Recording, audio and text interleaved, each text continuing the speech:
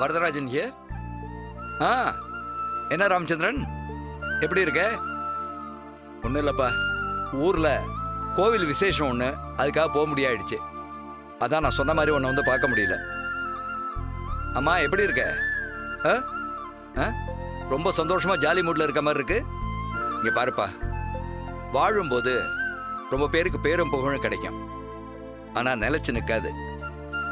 வாழ்ந்து முடிச்ச பிறகு கிடைக்கிது பாரு, அந்த பேரும் புகழும் தான் முக்கியம். இதை பாரு ராமச்சந்திரன், பணக்காரன்னு பேர் எடுக்கிறத விட புண்ணியவான்னு பேர் எடுக்கிறது தான் முக்கியம். அது போட்டோம், நான் கட்டாயமாக ஏற்பாடு பண்ணுறேன். நெக்ஸ்ட் வீக் நீ ஃப்ரீயாக இருந்தால் ஒரு ஃபோன் பண்ணிட்டு வாங்க, நேரில் சந்திச்சு பேசுவோம். ஓகேயா? இந்தாங்க மாமா காஃபி. ஃபோன் பேசிட்டு இருந்தீங்க, அதான் வெயிட் பண்ணேன். ஒன்றும் இல்லைம்மா, என் ஃப்ரெண்டு ராமச்சந்திரன் தான் ஃபோனில். அடடா, அந்த ஜட்ஜா இருந்து ரிட்டையர் ஆனாரு அவரா மாமா? அவனே தான், நீ தான் மீட் பண்ணிருக்கிய. திருப்பதி வெங்கடாஜலபதி அவன் கனவுல வந்தாராம். தனக்கு ஒரு கோவில் கட்ட சொன்னாராம். என் ஹெல்ப் வேணும்னு சொன்னான். சரி, நல்ல காரியம் தானே, நான் ஹெல்ப் பண்றோன்னு சொன்னேன். நீ என்ன சொல்ற? மாமா, கோயில் கட்டுற பாக்கியம் வேணா எல்லாருக்கும் கிடைக்கலாம், ஆனா அந்த கோயில் கட்டுறதுக்கு உதவுற பாக்கியம் அவ்வளவு சுலபமா எல்லாருக்கும் கிடைக்காது. தயவு செய்து நம்ம கண்டிப்பா செய்யணும் மாமா. நீ சொன்னதுக்கு அப்புறம் அப்பீல் இது. என்ன பாரதி, ஏதோ சொல்ல வந்த தயங்குற? என்ன விஷயம் சொல்லு. அது என்னடா அது, நேத்து அந்த கிருஷ்ணா பொண்ணு நம்மளை இவ்வளவு தூரம் அவமானப்படுத்திச்சே, இவர் எப்படி இவ்வளவு சந்தோஷமா இருக்காருன்னு பாக்குற, அப்படித்தானே?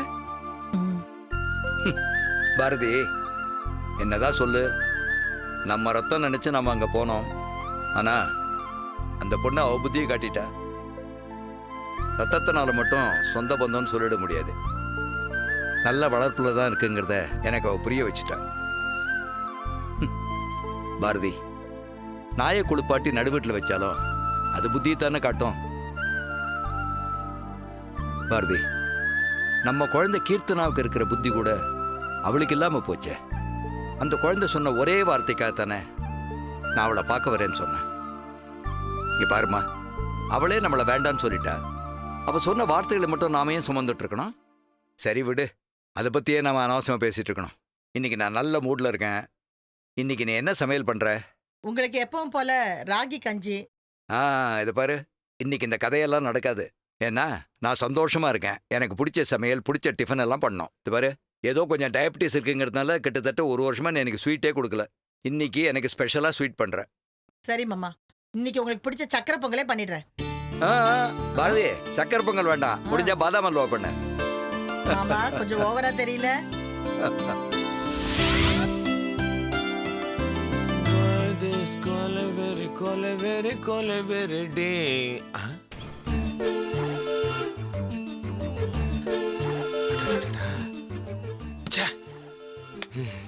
இப்ப எக்ஸாம் கூட கிடையாது, இந்த நேரத்துல போய் இவ்வளவு சின்சியரா உட்கார்ந்து எழுதுறானுங்க, படிக்கிறானுங்களே. இவன் எழுதி நான் ஒரு நாள் கூட பார்த்ததே இல்லையே. இப்ப வந்துருச்சு, இப்ப எனக்கு கான்பிடன்ஸ் வந்துருச்சு. வருங்காலத்துல இவனுங்க என்ன உட்கார வச்சு சாப்பாடு போடுவானுங்கன்ற அந்த கான்பிடன்ஸ் எனக்குள்ள ஆழமா வந்துருச்சு. ஒளிமயமான எதிர்காலம் என் உள்ளத்தில் தெரிகிறது. இந்த உலகம் பாடும் மகனே. அப்பா. அன்பு நடமாடும் கலை கூடமே, ஆசை மழை மேகமே, கண்ணில் விளையாடும் எழில் வண்ணமே, மன்ன கலை கூடமே. போது நிறுத்துங்க. என்னது இது? ஃபீலிங்ஸ் டா, ஃபீலிங்ஸ். போதும். மகனே, உன்னை நினைக்கும் போது எனக்கு ரொம்ப பெருமையா இருக்கு. இன்னைக்கு ஞாயிற்றுக்கிழமை கலைஞர் டிவியில எல்லாரும் மாநாட மயிலாட ப்ரோக்ராம் உட்காந்து பார்த்துக்கிட்டு இருக்கும்போது நீ இப்படி மாங்கு மாங்குன்னு உட்காந்து எழுதிக்கிட்டு இருக்கிறியே, எனக்கு கான்பிடன்ஸ் வந்துருச்சு. இப்ப சொல்றேன்டா, நீ வருங்காலத்துல ஒரு பெரிய இன்ஜினியராவோ, டாக்டராவோ, ஏன் ஒரு பெரிய சயின்டிஸ்டாவோ வர்றதுக்கு நிறைய வாய்ப்பு இருக்கு. இப்ப இருக்கிற மாணவர் சமுதாயத்துக்கு நீ ஒரு பெரிய வழிகாட்டியா வருவ. ஆமா, இப்ப நீ என்ன எழுதிட்டு இருக்க நான் தெரிஞ்சுக்கலாமா? எழுதலப்பா, போட்டு பாத்துக்கிட்டு இருக்கேன். ஓ, கணக்கு போட்டு பாத்துக்கிட்டு இருக்கிறியா? கணக்குலப்பா, கையெழுத்து. கையெழுத்தா? யார் கையெழுத்து? உங்க கையெழுத்து தான். என் கையெழுத்து நீ ஏன்டா போட்டு பழகுற? டேய், என் கையெழுத்து என்ன விட நல்லா போட்டுருக்கியாடா? ஏன்டா அப்படி போட்டு பழகுற நீ? பின்ன ப்ரோக்ரஸ் கார்டுல கையெழுத்து போடுங்கன்னா நீங்க தான் போட மாட்டீங்களா? இப்ப நானே போட்டு கொடுத்துறவனே. அடா பாவி, ஏண்டா ஒரு செகண்ட்ல என் மனக்கோட்டையெல்லாம் மண்கோட்டை ஆக்கிட்டியாடா? ஏண்டா இந்த சின்ன வயசுல இப்படி திருட்டு கையெழுத்து போட்டு பழகுறியே, உன்னை எல்லாம் என்ன பண்றது? அறிவு இருக்கா உனக்கு? நீ என்னமா எழுதி வச்சிருக்க? நான் ஒண்ணும் பண்ணல. என் ஃப்ரெண்ட்ஸ் எல்லாம் என்ன இன்சல்ட் பண்றாங்க. இன்சல்ட் பண்றாங்களா? பின்ன என்ன? என்னன்னு? என் ஃப்ரெண்ட்ஸ் ஒரு அப்பா அம்மா அவங்களும் டாக்டரா இருக்காங்க, இன்ஜினியரா இருக்காங்க, ஏன் ஜட்ஜா கூட இருக்காங்களே. என் அப்பா என்ன செய்யறான்னு கேட்டா நான் என்னத்த சொல்றது? என்னம்மா பண்ண சொல்ற? நான் என்ன டாக்டர் வேலை பார்க்க மாட்டேன்னு சொல்றேனா, இல்ல இன்ஜினியர் வேலை பார்க்க மாட்டேன்னு சொல்றேனா? ஏன் ஜட்ஜி வேலை கூட பார்க்கிறதுக்கு ரெடியா இருக்கேன். ஆனா இந்த எல்லாத்துக்கும் இந்த கன்றாவி படிப்புன்னு ஒண்ணு வச்சிருக்காங்களேம்மா, நான் என்னம்மா பண்றது? அதுவும் இல்லாம நான் குளத்து வேலை கூட பண்ணலாம்னு முடிவு பண்ணி அதுக்கு கூட போனேன். அங்க நீ வெள்ளையா இருக்க வேணான்னு சொல்லிட்டாங்க. இப்படி எல்லாருமே வேணான்னு சொன்னா நான் எந்த வேலையம்மா பாப்பேன்? மாப்பிள, மாமா, அங்க என்ன சத்தம் புலம்பல்? வாங்க மாமா, என்ன காரியம் பண்ணிருக்காங்க தெரியுமா? நீங்களே வந்து இந்த பஞ்சாயத்துக்கு ஒரு முடிவு சொல்லுங்க. என்ன காரியம் பண்ணிருக்காங்க? என் கையெழுத்து போட்டு பழகிட்டு இருக்கா மாமான்ற. உங்க கையெழுத்து எதுக்கு? ப்ராக்ரஸ் ரிப்போர்ட்ல போடுறதுக்கு. அப்படியா? வெரி குட், ரொம்ப சந்தோஷம். என்ன வெரி குட் சந்தோஷம்ன்றீங்க? இப்ப சந்தோஷமாடா? திருப்தியா? என் கையெழுத்து போட்டு பழகுனா 10 பைசா கூட தேராது. பேசாம தாத்தா கையெழுத்து போட்டு பழகுங்க, சொத்து பூரா அவர்கிட்ட தான் இருக்கு. நல்ல பஞ்சாயத்து பண்ண வந்தீங்க மாப்பிள. மாமா. இங்க பாருங்க, இது வரைக்கும் வேலை வெட்டி இல்லாம தான் இருந்தீங்க. இப்ப வெட்டித்தனமா பேச ஆரம்பிச்சிருக்கீங்க. என்ன பண்ண சொல்றீங்க மாமா? வேலை இல்லாம கையும் ஓட மாட்டேங்குது, காலும் ஓட மாட்டேங்குது. சரி, உங்களுக்கு கையும் காலும் ஓடுற மாதிரி ஒரு வேலை கொடுக்குறேன். சொல்லுங்க சொல்லுங்க சொல்லுங்க சொல்லுங்க மாமா. ஒண்ணும் இல்ல, காலையில நான் வாக்கிங் போயிட்டு இருந்தப்போ நானும் துணை கூட வரணுமா? ஐயோ, கொஞ்ச நேரம் அங்கேயாவது நிம்மதியா இருக்க விடுங்களேன். ஓஹோ. அப்போ என்னுடைய வாக்கிங் ஸ்டிக்ல இருந்து ஒரு ஸ்க்ரூ கண்டு கீழே வந்துடுச்சு. அதை நீங்க தேடி கண்டுபிடிக்கணும், அவ்வளவுதான். இவ்வளவுதானா மாமா? இது ஒரு சின்ன வேலை மாமா, நீங்க கவலைப்படாதீங்க. அது எந்த மூலையில இருந்தாலும் தேடி கண்டுபிடிச்சு நான் எடுத்துட்டு வரேன் பாருங்க. அப்பதான் அவங்க மாப்பிள எங்க விழுந்ததுன்னு தெரிய வேண்டாமா? ஓ, நான் கேட்காம போயிட்டேன். ஆமா, எங்க விழுந்துச்சு? காலையில வாக்கிங் இந்த பீச்சில தான் போறேன். பீச்சில தானே மாமா? நீங்க ஆட்டோ கூட காசு கொடுக்க வேண்டாம். நான் இங்க இருந்து நடந்தே போய் அது எங்க இருந்தாலும் தேடி கண்டுபிடிச்சு எடுத்துட்டு வரேன். அதுக்கப்புறம் நீங்க சம்பளம் கொடுத்தா போதும். மாப்பிள, ஐயோ மாமா, நான் பீச்ல தேடிக்கிட்டு இருக்கிறேன் மாமா. ஏய், நல்லா படிக்கிறீங்களா இல்லையா? படிக்கிறோம். இங்க பாருடா, நான் சும்மா அப்பா கிட்ட விளையாட்டா சொன்னேன். மத்தவங்க கையெழுத்தெல்லாம் போடக்கூடாது, போட்டா போலீஸ் பிடிச்சிட்டு போடும், தெரிஞ்சுதா? நல்லா படிக்கிறீங்களா? ஹோம்ஒர்க்லாம் பண்ணியாச்சா? நாளைக்கு ஸ்கூல் உண்டு, மறந்துடாதீங்க. நீ பண்ணியாச்சம்மா? குட் கேர்ள், குட் பாய்.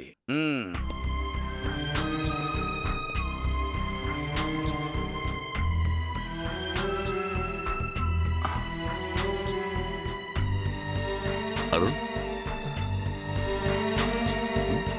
என்ன ஃபோன் பண்ணி வர சொன்னீங்க? என்ன விஷயம்? கமிஷனர் ஆஃபீஸ்லேருந்து என்ன வர சொல்லியிருந்தாங்க. கமிஷனர் ஆஃபீஸ்ல இருந்தா? அக்கா ஓட்டிட்டு போன கார் ஹில்ஸ்லேருந்து கீழே விழுந்துருச்சா? கீழே விழுந்துருச்சா? அப்போ ஸ்ரீ கார்ல அவங்க இல்லை. கார் ஆக்சிடென்ட் இருந்தா அதுல ஸ்ரீ இருந்திருக்கணுமே. அப்போ அக்கா இறந்திருப்பாங்கன்னு நினைக்கிறீங்க? இறந்திருப்பாளா? சச்சா, what are you talking Arun? ஸ்ரீக்கு எதுவும் ஆயிருக்காது, எதுவும் ஆகக்கூடாது. கார் கீழே விழுந்த இடத்துல எந்த தடையும் இல்லையா? அவங்க தங்கியிருந்த ரூம்ல சில இடத்துல பிளட் ஸ்டெயின் இருந்திருக்கு. போலீஸ் இன்வெஸ்டிகேஷன் போயிட்டு இருக்கு. அது அக்காவோடதுன்னு உறுதியா சொல்ல முடியலையா? எதுவா இருந்தாலும் இன்வெஸ்டிகேஷன் முடிஞ்சதுக்கு அப்புறம் தான் தெரியுமா? அங்கிள், போலீஸ் நடந்துக்கிற விதத்தை பார்த்தா எனக்கு ரொம்ப பயமா இருக்கு அங்கிள். அக்காவுக்கு எதுவும் ஆயிருக்காதுல்ல?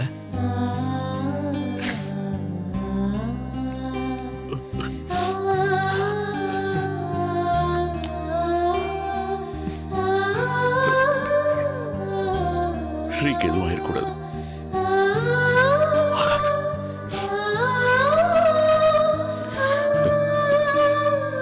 அத்திரமா வந்துருவா.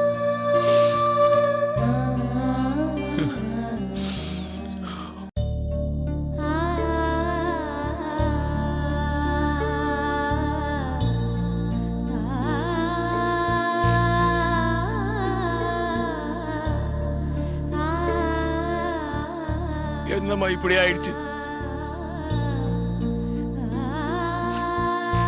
அம்மா, அன்னைக்கு நீங்க தான் கம்பெனியை பாத்துக்கணும்னு சொன்னீங்க. அதோட அர்த்தம் எனக்கு அன்னைக்கு தெரியல. இப்போதாம்மா புரியுது.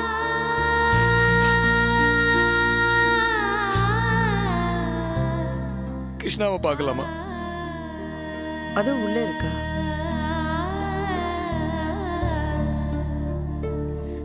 வாங்க சார், உட்காருங்க. என்னால நம்ப முடியல கிருஷ்ணா, இந்த மாதிரி ஒரு முடிவு எடுக்கிற அளவுக்கு உங்க அம்மா ஒன்னும் கோழை இல்லை. கிராமத்துக்கு போன இடத்துல அப்படி என்னதான் நடந்ததுன்னு ஆச்சரியமா இருக்கு. கிராமத்து ஜனங்க முன்னாடி மரியாதை கிடைக்காம அவமானப்பட்டு ராஜேஸ்வரி இப்படி ஒரு காரியத்தை செஞ்சிட்டான்னு ஊரே சொல்லுது. சாரி, நடந்ததெல்லாம் ஞாபகப்படுத்தி உங்களை நான் ரொம்ப கஷ்டப்படுத்திட்டேன். ஆனா நான் அவங்க கிட்ட பழகின வரைக்கும் இந்த மாதிரி சின்ன விஷயத்துக்கெல்லாம் அவங்க மனசு ஒடிஞ்சு போற கேரக்டர் இல்ல. கிருஷ்ணா, இதுக்கு முன்னாடி உங்க அம்மாவோட சேர்மன் போஸ்ட சில பேர் பறிக்கணும்னு ட்ரை பண்ண போது உங்க அம்மா அதெல்லாம் ரொம்ப சுலபமா முறியடிச்சிட்டாங்க. உங்க அம்மாவுக்கு நான் ஹெல்ப் பண்ணங்கிற ஒரே காரணத்துக்காக என்ன ஆடிட்டர் போஸ்ட்ல இருந்து தூக்கிட்டு வேற ஆடிட்டர் அப்பாயிண்ட் பண்ணணும்னு ட்ரை பண்ணாங்க. அதையும் உங்க அம்மா ஈஸியா முறியடிச்சிட்டாங்க.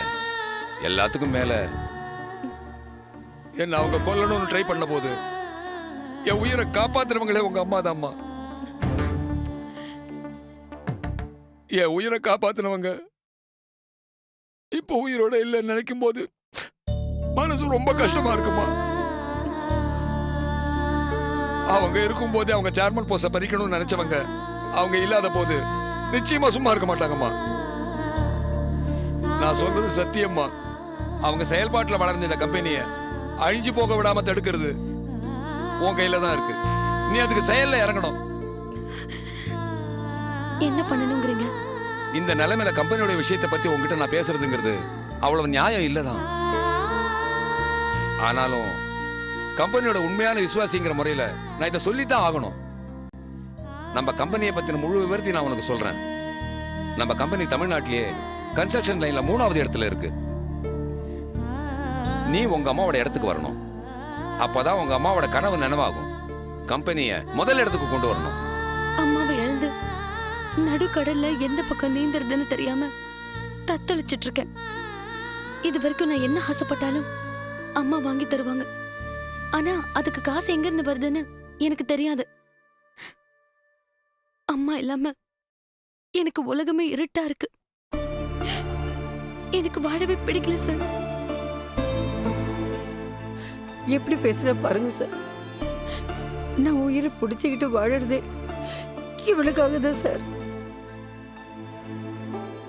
வாழ வேண்டிய சின்ன வயசுலயே இந்த பொண்ணு இப்படி விரக்தியா உட்காந்தா எனக்கு எவ்வளவு வேதனையா இருக்கும்னு சொல்லுங்க சார். நீங்களும் அதை சொல்லுங்க சார். அம்மா கிருஷ்ணா, விதி ஒன்னு உங்க அம்மா கிட்ட இருந்து பிரிச்சிருக்கலாம். ஆனா அவங்க பாடுபட்டு வளர்த்த கம்பெனியை நீ கவனிக்கலன்னா அவங்க ஆத்மா சாந்தி அடையவே அடையாதுமா. கம்பெனியை பத்தி ஏபிசிடி கூட தெரியாதே சார். எப்படி முடியுமா? முடியும்? உன்னால நிச்சயமா முடியும். ஏன்னா உங்க அம்மாவோட தைரியமும் புத்திசாலித்தனமும் உங்ககிட்டயே நிச்சயமா இருக்கு.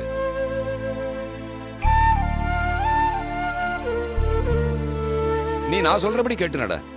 அது நீ உங்க அம்மா இழந்த துக்கத்திலிருந்து நீ மீண்டு வரதுக்கும் உதவியா இருக்கும்.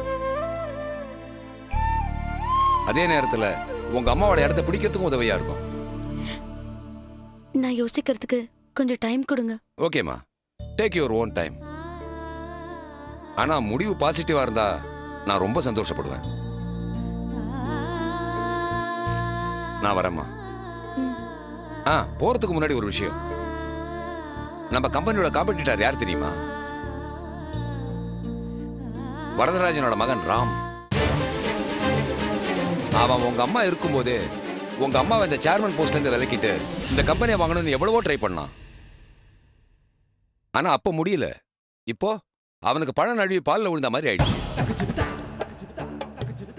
நம்ம கம்பெனியோட போர்டை இறக்கிட்டு ராம் குரூப் ஆஃப் கம்பெனிஸ்ங்கிற போர்டை மாட்ட ரொம்ப ட்ரை பண்றான். நீ அதுக்கு இடம் கொடுக்க கூடாது. இடம் கொடுக்க மாட்டேங்கிற நம்பிக்கையோட நான் இப்ப போறேன். சாரி, வரேன். ஆல் தி பெஸ்ட் மா. Thank you sir.